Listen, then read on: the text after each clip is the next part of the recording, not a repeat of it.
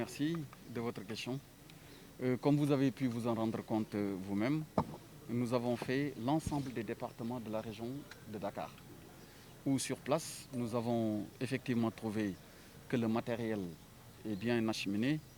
Les autorités administratives à la tête des différentes circonscriptions visitées ont bien confirmé que dans le cadre de la coordination, les bulletins des listes en compétition sont bien vérifiés, leur composition également, et tout le matériel qui doit être utilisé pour un vote normal donc est sur place.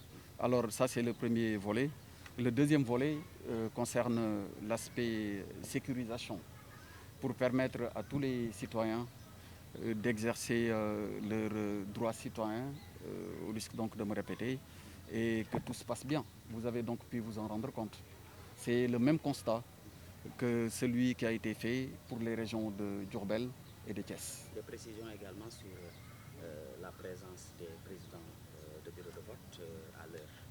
Oui, ça, des instructions ont été données pour qu'en lien avec ces derniers, avec donc les présidents de bureau de vote, que tout puisse être fait comme cela est prévu, c'est-à-dire qu'à 8 heures, que les bureaux soient ouverts et que les citoyens puissent exercer leurs droits. Ça a été bien précisé et comme vous en êtes aussi rendu compte, dans le cadre des différents échanges, toutes les assurances ont été données sur place par les autorités administratives qui, naturellement, sont à pied d'œuvre.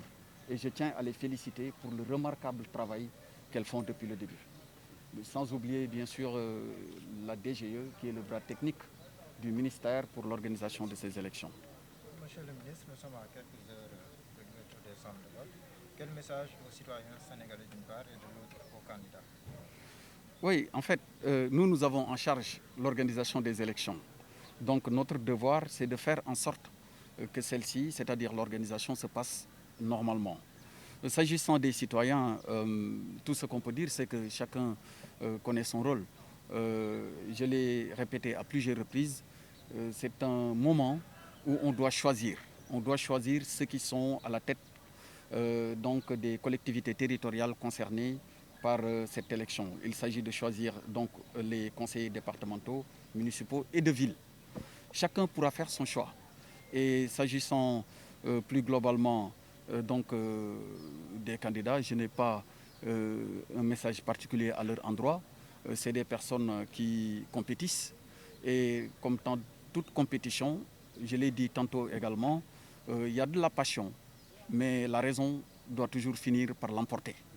Parce qu'on peut proposer à ses concitoyens d'être à la tête de leur collectivité. Mais une fois que le choix est fait, il faut toujours faire preuve de fair play et respecter les règles de la démocratie, sur la base desquelles la majorité doit toujours désigner, choisir celui qui est à la tête donc, de la collectivité qui est concernée, mais le choix de tout le monde sera respecté, y compris celui qui auront choisi, qui auront porté leur choix sur un autre candidat. C'est ainsi que fonctionne la démocratie.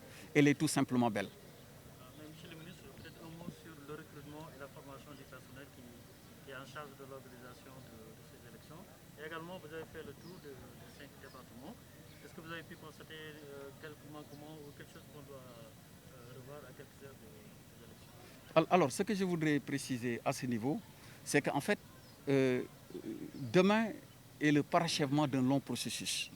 Parce qu'un scrutin, ce n'est pas le jour J qu'on le prépare. Ça commence depuis, disons, la révision, l'inscription, la distribution des cartes, la campagne électorale et enfin le jour J qui est le jour du vote en tant que tel. Et pendant toute cette période, le directeur général des élections ici présent et les autorités administratives assurent sous l'autorité du ministre de l'Intérieur la formation de tous les acteurs qui sont impliqués. Donc, pour répondre à votre question, le volet formation est assuré pour chaque phase du processus électoral. Voilà ce que je voudrais dire sur la première partie de votre question. Et sur la deuxième partie, vous m'avez accompagné depuis ce matin vous-même, vous avez pu vous rendre compte par l'ouverture des contenants, ou en tout cas des sacs ou des caisses qui contiennent le matériel électoral, que dans le cadre des questions et des vérifications, tout le matériel est disponible et toutes les listes sont disponibles. Sous ce rapport-là, nous sommes rassurés par ce que nous avons vu sur le terrain. Ce qui reste, c'est d'ouvrir les bureaux de vote à l'heure indiquée et que les opérations se déroulent normalement jusqu'à la fin du scrutin.